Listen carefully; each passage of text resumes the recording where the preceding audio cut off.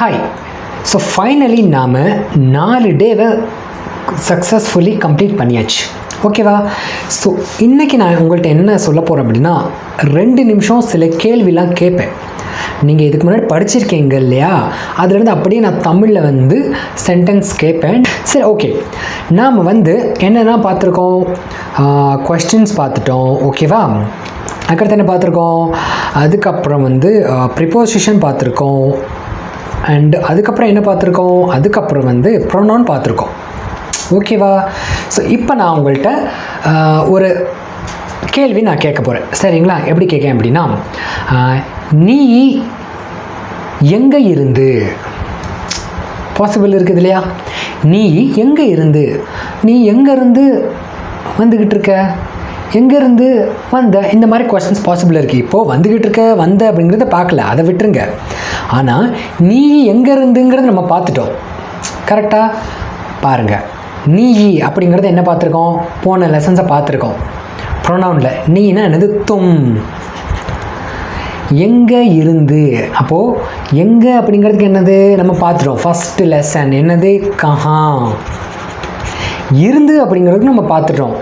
Preposition இருந்துங்கிறது என்னது, சே. So நீ எங்கே இருந்து அப்படின்னு வந்துச்சு அப்படின்னா நீங்கள் என்ன சொல்லணும், தும் கஹா சே அப்படிங்கிறத சொல்லணும். இது நீங்கள் எங்கே இருந்து அப்படின்னு கேட்டீங்கன்னா தும்முக்கு பதிலாக நீங்கள் ஆப் அப்படின்னு போட்டுக்கணும். That's all. ஆப் கஹா சே இப்படிங்கிறது கேட்கணும். சரிங்களா? இப்போ பாருங்கள், இதே மாதிரி இன்னும் 2 கொஷின்ஸும் நான் கேட்குறேன். நாம் எதுக்கு அந்த வீட்டுக்கு போகணும், இப்போ போகணுங்கிறத விட்டுருங்க.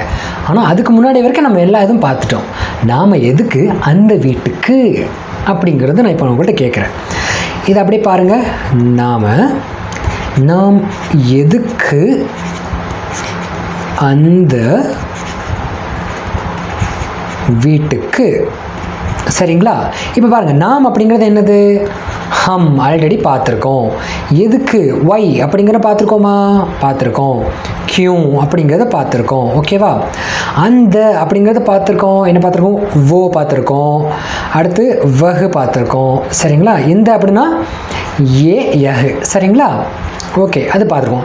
வீடு அப்படிங்கிறதுக்கு நம்ம என்ன பண்ணிக்கலாம், இப்போதைக்கு ஹவுஸ்னே வச்சுக்கலாம். முன்னாடியே சொல்லிட்டோம். இப்போ இக்கு அப்படிங்கிறதுக்கு என்ன பார்த்துருக்கோம், ஆல்ரெடி பார்த்துருக்கோம். என்ன பார்த்துருக்கோம், கோ அப்படிங்கிறது பார்த்துருக்கோம். சரியா? டன். இப்போது நாம் எதுக்கு அந்த வீட்டுக்கு அப்படின்னு ஒரு கேள்வி வருது அப்படின்னா அதுக்கு ஹிந்தியில் எப்படி சொல்லணும், ஹம் கியூ वो हाउस को, हम क्यों वह हाउस को அப்படிங்கிறது பதிலாக வரும். ஓகேவா? இதுக்கு மீனிங்கு இதுதான். இப்போ உங்களுக்கு புரியுதா எப்படி சென்டென்ஸ் நம்ம சேர்க்குறோம்? இதுக்கு முன்னாடி வரைக்கும் என்ன பண்ணியிருக்கோம், தனித்தனியாக பார்த்துட்டோம். இப்போ நம்ம என்ன பண்ணுறோம், எல்லாத்தையும் சேர்க்குறோம். சேர்த்த உடனே கொஞ்சம் கொஞ்சமாக சென்டென்ஸ் ஃபார்ம் ஆகிறது நீங்கள் உங்களால் புரிஞ்சிக்க முடியுதா? சென்டென்ஸ் கொஞ்சம் கொஞ்சமாக ஃபார்ம் ஆகிறது. ஸோ இந்த மாதிரி தான் நம்ம படிக்க போகிறோம். அதனால தான் சொல்கிறேன், சில பேசிக்கான இது நான் கண்டிப்பாக படிக்க சொல்கிறேன், அதை கண்டிப்பாக படிச்சிருங்க. சரிங்களா? இதை நீங்கள் நல்லா தரவாக வச்சுருந்தீங்கன்னா இந்நேரம் நீங்கள் எந்த சென்டென்ஸ் வேணாலும் ஃபார்ம் பண்ணிக்கலாம். சரிங்களா? அதேமாதிரி பாருங்கள், அவன் எதுக்கு அந்த வீட்டுக்கு, இப்போ நாமுக்கு பதில் அவன் வந்துருச்சு. அவன்னா ஓ. சரிங்களா? அப்படியே நம்ம சொல்லி அதுவும் நம்ம பார்த்துருக்கோம். கரெக்டாக? அப்போ ஓ கியூ ஓ ஹவுஸ்கோ அப்படியே வந்துடும். புரியுதா? இந்த மாதிரி நீங்கள் சென்டென்ஸ் நீங்களாக கூட ஃபார்ம் பண்ணலாம். இந்த மாதிரி தான் நான் கேட்பேன். ஓகேவா?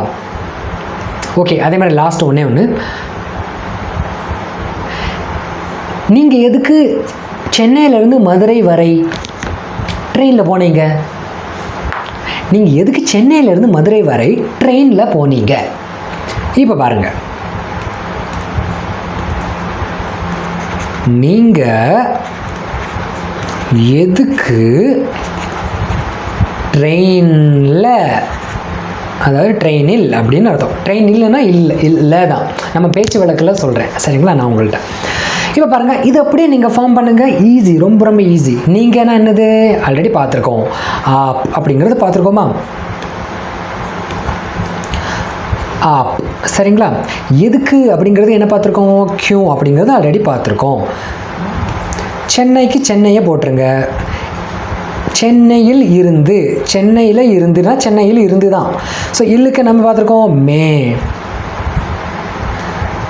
இருந்துக்கு என்ன பார்த்துருக்கோம் சே. மதுரை, மதுரைக்கு அப்படியே போட்டுருங்க.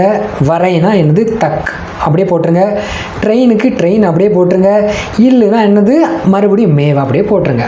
அப்போ நீங்கள் எதுக்கு சென்னையில் இருந்து மதுரை வரை ட்ரெயினில் போனீங்க அப்படிங்கிறது டென்ஸ். நம்ம இன்னும் அதை பார்க்கல, அடுத்த ஃபியூச்சரில் நம்ம பார்த்துருவோம். இப்போ அது வரைக்கும் உள்ளதை நம்ம எல்லாம் பார்த்தாச்சு. இப்போ பாருங்கள், அப்படியே சென்டென்ஸ் ஃபார்ம் பண்ணுங்க பார்க்கலாம். ஆப் கியூ சென்னை மே से மதுரை தக் ட்ரெயின் மே அப்படிங்கிறது சென்டென்ஸ். இப்படி தான் சொல்லணும். அதே மாதிரி ஆப்பியும் சென்னை சே மதுரை தக் ட்ரெயின் மே, இதுக்கு முன்னாடி சொன்னி பார்த்தீங்களா, மே சேவும் பண்ணிக்கலாம், சேவும் நம்ம யூஸ் பண்ணிக்கலாம். அதே தான் இது.